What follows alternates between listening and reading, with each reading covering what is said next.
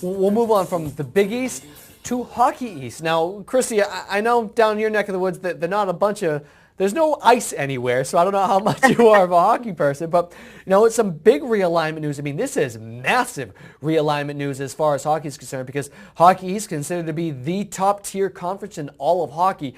They're adding Notre Dame to the list. This is absolutely huge, isn't it?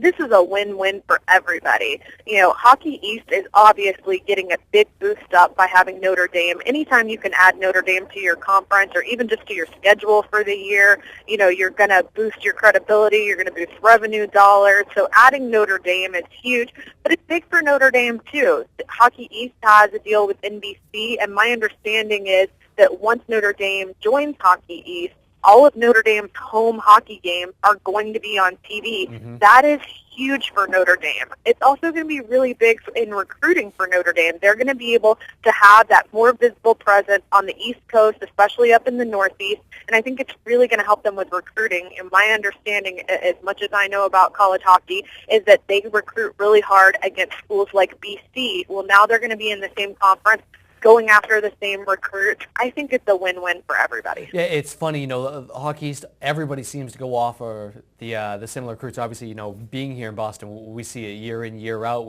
it's been primarily BC and BU heading after the same recruits, and then, some of the other teams like Merrimack College, who was basically on the up and up last year, who's now going to be falling off just a little bit.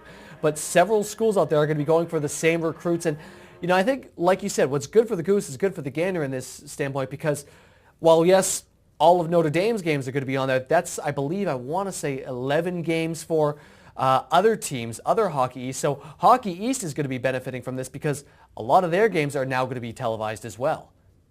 Yeah, that's why I say this is really huge for everybody. And the Big Ten has decided to form their own conference for hockey, and that's really what set up all the realignment in college hockey, and that's why Notre Dame has made this move.